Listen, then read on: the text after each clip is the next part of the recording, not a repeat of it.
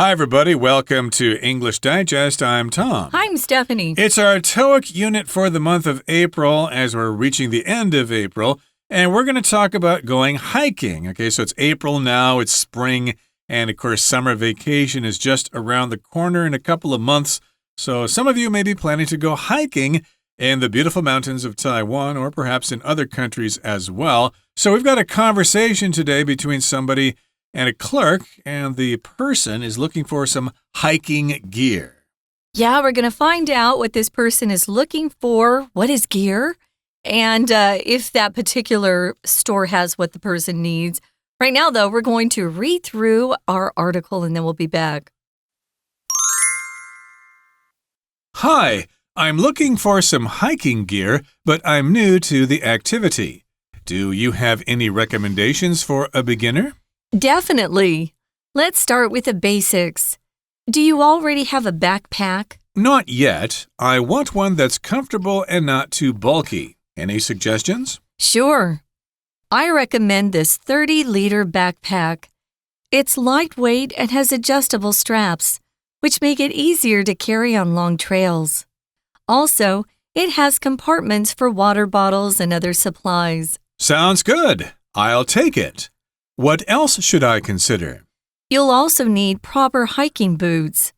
These boots have sturdy soles and great ankle support. They're perfect for beginners and have good reviews for comfort. Do you know your size? I'm usually a size 9, but I've heard you should go up a size for hiking boots. Is that true? It can be a good idea to go up half a size to accommodate thicker socks and swelling. Would you like to try a 9.5? Yes, that would be great. These feel really supportive. I'll take them. Do I need anything else? If you're planning to hike at high altitudes, you'll need a good jacket to protect you from the wind and rain. We have some excellent lightweight, waterproof options. Thanks, but I already have a jacket that I think will work just fine. No problem. Let's head to the register to complete your purchase. Okay, so we've got a beginner's guide to hiking gear. This is some introductory information in the form of a conversation about hiking equipment or hiking gear. Okay, remember the word gear just refers to all the things you need to go hiking. It could be the boots, it could be hiking poles, it could be containers for your food, a tent, a sleeping bag, etc.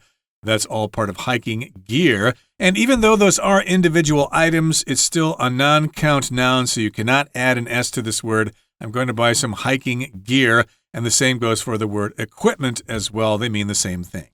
And we'll often use it with different sports activities, like here's my basketball gear. You know, if a kid plays basketball in high school, he's probably got a gym bag with his shorts and his ball and all that stuff. Or maybe you have a gym bag that is holding all your gym gear, whatever that might entail. So we do use it for other sports. It just is usually a container too, right? That holds everything that you need, but it also includes equipment, as Tom said. So I'm going to be the clerk. Tom's a customer. The customer is looking for hiking gear, and this is a beginner, someone who's brand new to hiking. So they probably don't have much, and they're looking for advice as well. Right, I'm new to the activity of hiking. I've never done it before. I don't know anything about it. And so the customer asks the clerk, do you have any recommendations for a beginner? Yeah, what kind of equipment should I buy if I'm a beginner? And there you can tell me what I need to buy, and therefore I won't be guessing. Oh, yeah, that's always a good thing. Besides, I want to add that this stuff's not cheap. I was telling Tom during the break that I went to buy some hiking gear, and the shoes, the boots that you buy, I mean, they're very, very nice. But whoa, they're expensive. I think I got a German brand, if I'm not mistaken. And my jacket was expensive. So I just thought, wow, I'm really investing. So make sure you really like hiking before you invest too much. It's not cheap. Well, this clerk probably loves hiking, and that's why they work at this store. She says you should start with the basics. So we're going to talk about what the basics are, at least what she considers to be the basics. She wants to know if the customer has a backpack, and the customer says not yet. What are the things the customer's looking for in a backpack? Well, he wants one that's comfortable and not too bulky. Bulky is a great word. Bulky just means it takes up a lot of space. If you're wearing a sweater and someone says, yeah, I got a really good bulky sweater, it's usually made out of really thick yarn, keeps you very warm. If a person's bulky, if someone's described as having a bulky body, it usually means they're kind of big, they're heavily built. Maybe not necessarily fat, but just really big. So they take up a lot of space. Right, and so that's what he wants. It has to be comfortable, but not too big, not too bulky. Do you have any suggestions for a backpack? And the clerk says, sure, I have suggestions.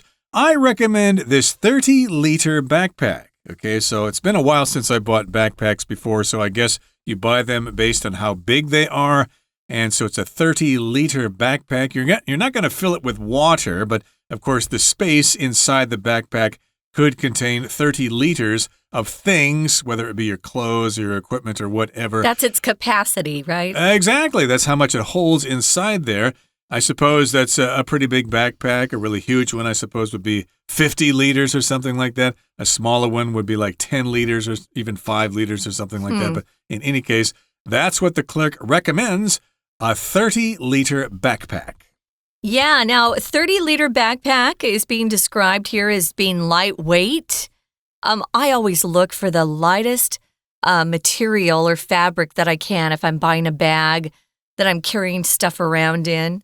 Even my purse is made out of very, very, very light fabric because, it gets heavy carrying this stuff after a while. This one's lightweight.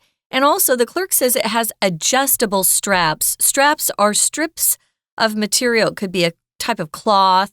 Maybe it's leather. Sometimes it's leather. But it's often used with buttons or buckles. And it fastens or secures something to something else. So we have straps on backpacks. There's a strap on your purse, ladies. If you wear a bra and you're female, we have straps on our bras. So you have straps that hold things or fasten one thing to something else, and it's usually just a strip of fabric. Exactly. So that's a feature of this particular backpack. It's got those straps that you can adjust, which I think is pretty standard with any backpack. You're supposed to have those straps that are adjustable. Yeah, because we're all different heights, right? Different heights, and we have different builds, We might be muscular or skinny or something like that, so we do need to adjust those straps. And indeed, those straps make it easier to carry on long trails, okay? And the backpack, of course, is lightweight. And, of course, you need something lightweight if you're going to be hiking on trails. And she also says it has compartments for water bottles and other supplies. So, yes, indeed, some backpacks only have one space in the middle. That's kind of rare, but other backpacks have lots of different compartments for different things that you can put in different areas. So if you want to know where your water is, it will be in one compartment. If you want to know where your compass is or your matches or whatever, they'll all have their own individual compartments. The main compartment, of course, will probably have your tent and your sleeping bag or your clothes, although I think sleeping bags are usually carried on the outside. I guess it depends on the backpack. Yeah, it really does. Those compartments can close, usually with a zipper. They're just sections in a bigger container. I have a great travel bag. I'm planning on going on a trip quickly, and I love lots of compartments. I don't just like one big space, because then it's hard to find things. But everything has its own little compartment, which I love. It's a new bag for me. So the customer says, oh, that all sounds good. And the customer says, I'll take it. That's what we say when we make a decision whether to purchase something or not. I'll take it. And then asks, what else should I consider? Well, of course, this person's going to need proper hiking boots. They're not shoes. They're referred to as hiking boots always. They don't have to have a part that goes all the way up your leg. They usually just go to your ankle, maybe up to the first part of your calf.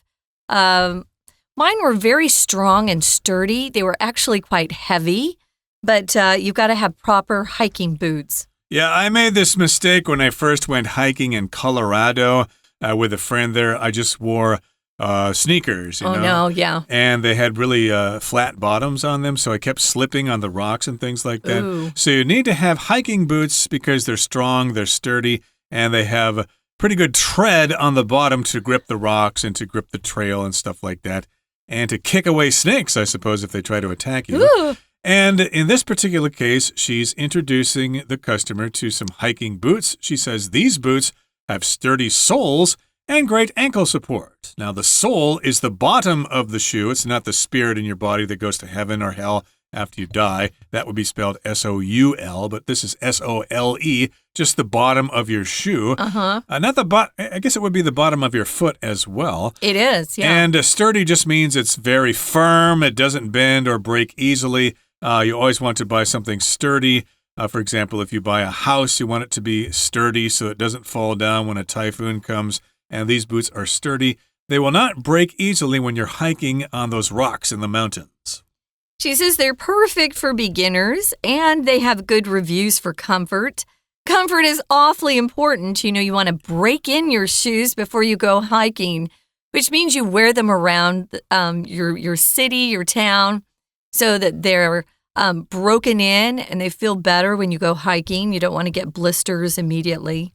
She wants to know if he knows his size, and he says he's usually a size 9, but he heard from other people that he should go up a size for hiking boots and wants to confirm that that's true.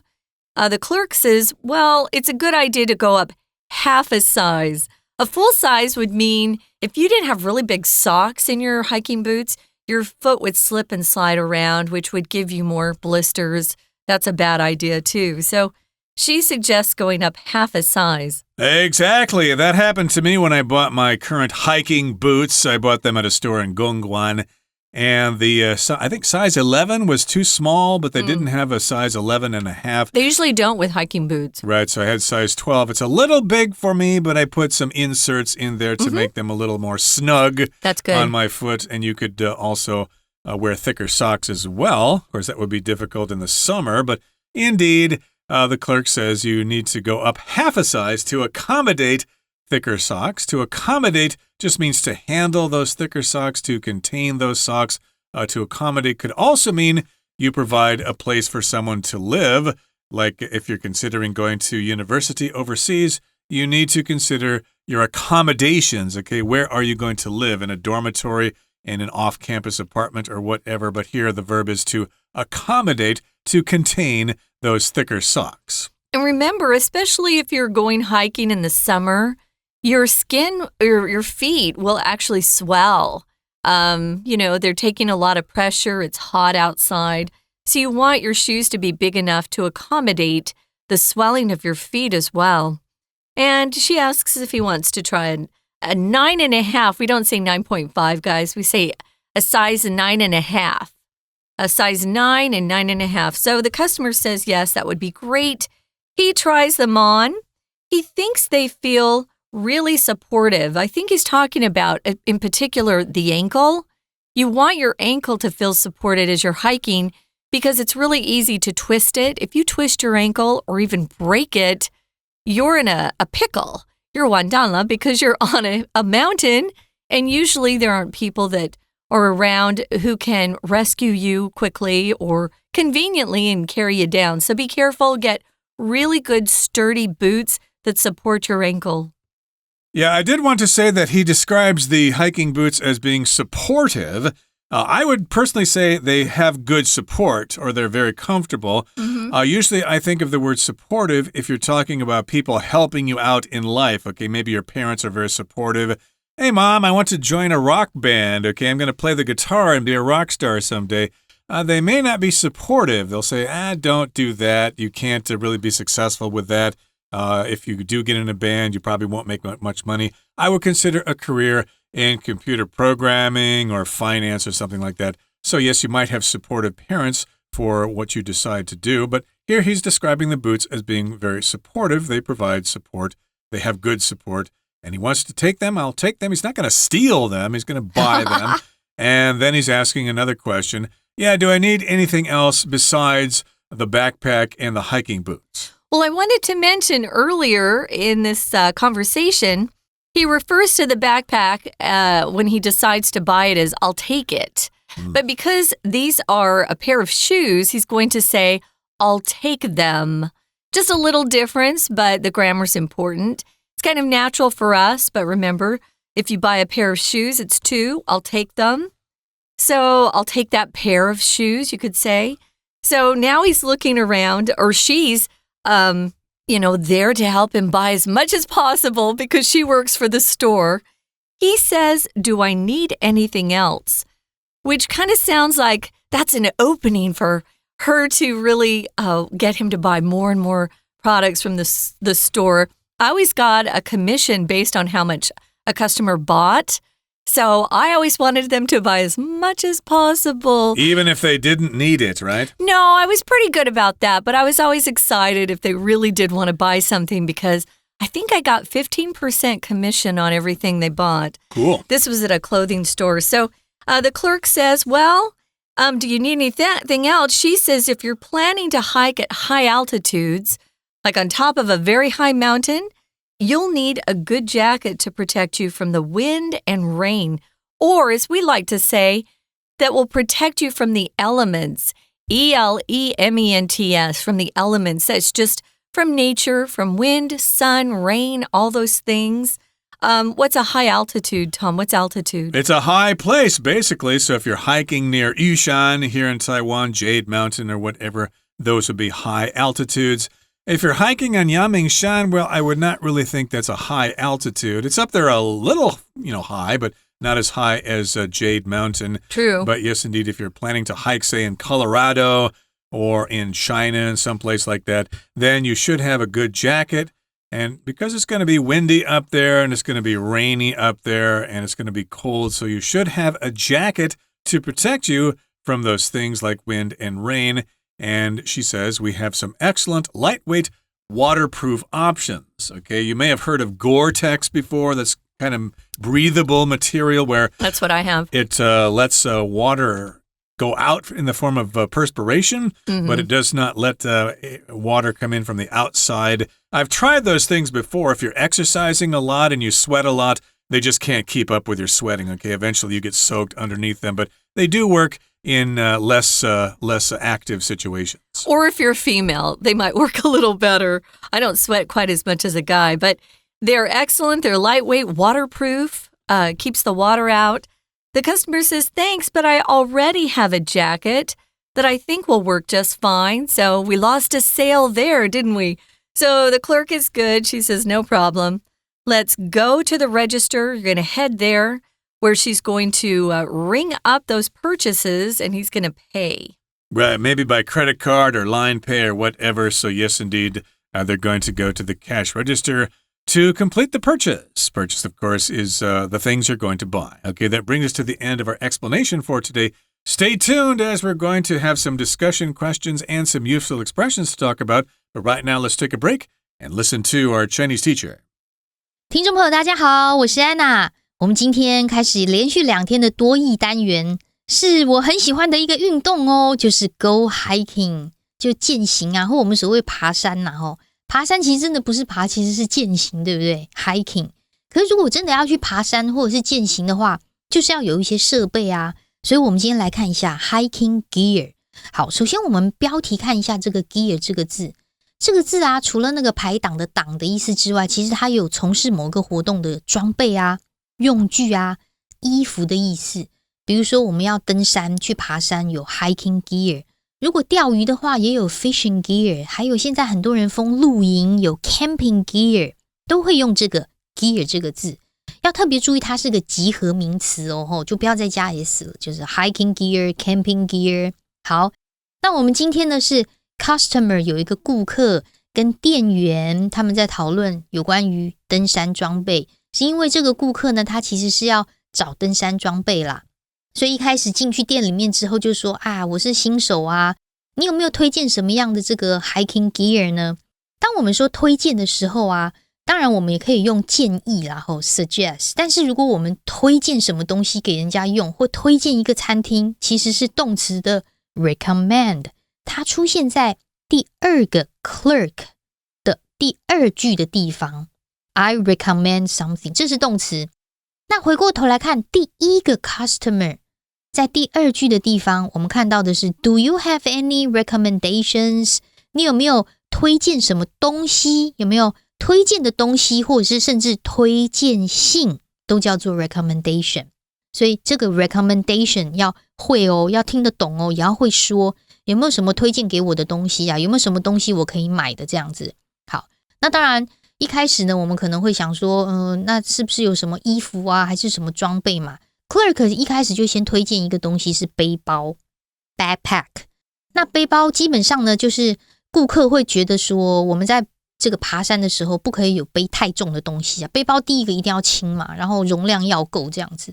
所以第二个 custom 这个所谓的太重或者是笨重。这个 bulky 在第二个 custom 的第二句最后一个字 bulky 这个字可以把它学起来用，所以这个背包呢基本上不要太笨重啦。那当然一定会有一些轻便的背包啦，所以在第二个 clerk 当中呢，他就推荐了一些背包，比如说某一个30公升的背包那背包他们用就是容量的单位啊，30公升背包。那我们谈到重量啊，在第二个 clerk 第二句这边就很轻 lightweight，而且肩带也可以调整哦。那个肩带就是长长的一条，有没有？长长的一条呢？那个带子啊，在英文当中用的是 strap。它前面既然是可以调整，就会回到调整这个动词 adjust， 再加上 able， 所以可以调整的肩带 adjustable straps。好，那么在这个对话当中啊，大概就是出现唯一这个所谓的关系子句了。就是在这第二个 clerk 的第二句逗点之后的 which make it easier to carry on long trails。 那 which 这个时候呢就指的是前面的很轻啊，而且有这个可调整的肩带。可调整肩带因为是复数嘛，所以后面的 make 就是复数动词。好，那更好的是什么呢？接下来的第三句其实有很多不同的小袋子诶，间隔很清楚啊，可以装水的啦，装一些其他的 supplies 啊，其他的什么东西啊，这个面纸啊，什么小毛巾啊等等之类的。那如果我们袋子当中有很多小袋子啊，间隔啊，隔间啊，在英文当中就在这里。第二个 clerk 第三句 compartment， 这就很重要啦，要不然东西全部堆在一堆就不好拿，有没有？好，这是第一个 backpack。那接下来还有什么呢？店员啊就推荐可能要买个鞋子哦，要合适的登山鞋。第三个 clerk 第一句出现那个登山鞋 hiking boots， 其实 boots 是靴子的意思，对不对？因为要保护我们的脚踝，所以其实登山鞋啊最少还是要买一个至少短靴也 OK 的。好，那他就会推荐说这个登山鞋基本上鞋底一定要坚固，而且要支撑好我们的脚踝，因为我们在登山的时候路可能不平啊，万一不小心扭到拐到，那这时候刚好可以支撑住，就不会扭到。所以在第三个 clerk 的第二句很重要 sturdy soles， 坚固的鞋底 great ankle support， 我们脚踝 ankle 它有很好的 support 的支撑性。那当然就会想到说这个买鞋子是 size 啊 size 几号啊之类的。不过第四个这个 customer 呢，我们来特别看一下，他这边讲说啊，我听说这个登山鞋好像要大1号哦，这个是真的吗？这个大1号当然一定会跟 size 有关嘛。我们看他说的 I've heard you should go up a size for hiking boots。 up a size 就是要大1号。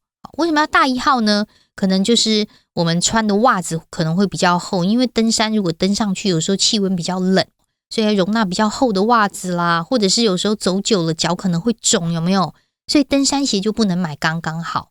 第四个 clerk 呢，在这个地方有特别提到容纳比较厚的袜子，或者是容纳 swelling 就是脚肿起来这件事情，这个动词 accommodate 要特别抓出来 accommodate。 那这个容纳并不是只有鞋子容纳脚，鞋子容纳袜子，甚至是电梯容纳多少人啊，还有这个住宿啊 accommodations 都可以用这个字。好，那当然除了鞋子之后呢，可能还有其他的装备。那接着第五个 clerk 又特别讲说，如果你要到高海拔的话，你可能需要一个 jacket， 一个很好的外套哦。那这个外套最好是最后面 waterproof， 能够防水的。这个什么什么 proof 就是防什么什么的，例如有一些很好的建材是 fireproof 会防火的，还有我们的手表通常都会 waterproof， 有时候我们看到的是 water resistant 就会防水，所以顾客呢经过推荐之后呢就会买背包买鞋子。那我们明天还会带大家看一个有关于登山的行程。我是安娜，我们明天见。We're going to take a quick break. Stay tuned. We'll be right back.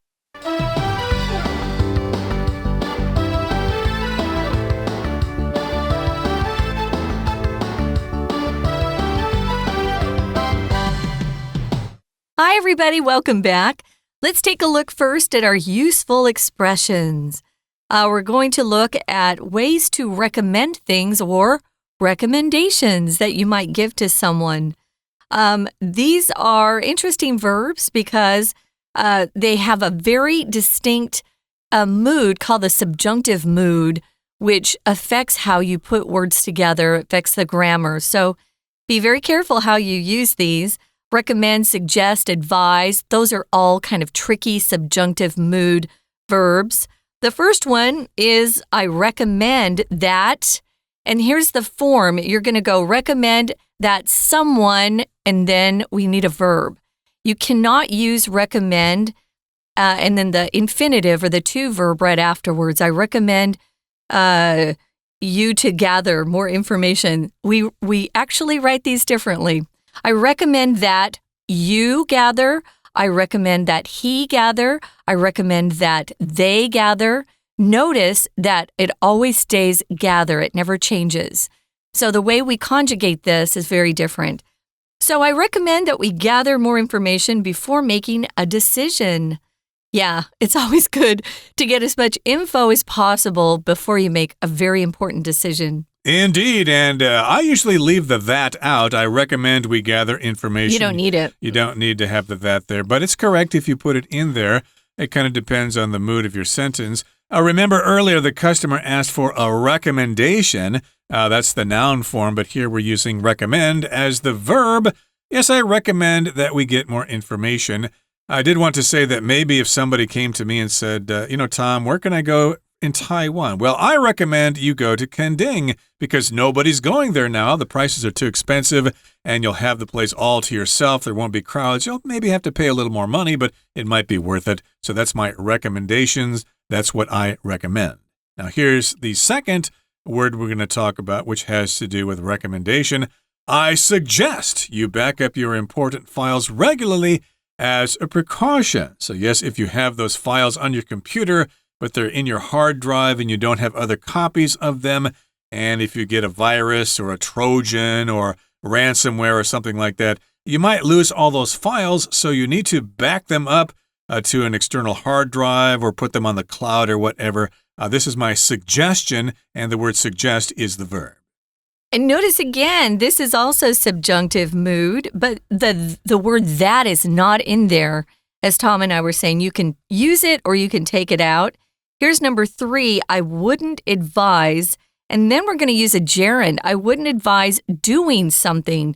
So I wouldn't advise spending too much time on social media. These are all very particular grammar structures that you're going to want to learn as you continue to advance in your English abilities. So these are great, useful expressions, but also the grammar patterns are also really great to study. Now, let's look at the discussion questions here. Tom, I'll ask you. Have you ever gone hiking? If yes, where and when? If not, would you like to try it someday? My goodness, I went hiking once many years ago. Of course, I've taken short hikes, in state parks and places like that where you don't really need any equipment. I only went hiking once in Colorado, as I said. I had a backpack, a tent, a sleeping bag, some cooking gear and stuff like that. So it was really outdoor camping. It was the first time I had done that, so I got altitude sickness. I threw up a lot there, and of course, but it still was a great experience, and I had a good time. How about you? Did you ever try any hiking before? I've gone hiking with my family on switchbacks, which go back and forth until you get to the top. But I've never done an overnight hiking journey or trip because that's just too hard. I have gone camping outside, but we don't combine it by going hiking up a mountain. Usually it's more flat ground that we're looking for.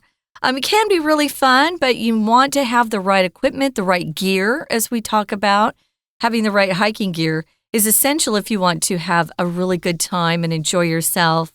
And remember, you don't want to go before you've, gotten yourself into good physical shape because you don't want to be a burden on anyone you go with. Yeah, you're probably going to have muscle soreness and muscles that you don't really use that often. So yes, you maybe should start by training on shorter hikes and gradually work up to that larger hike.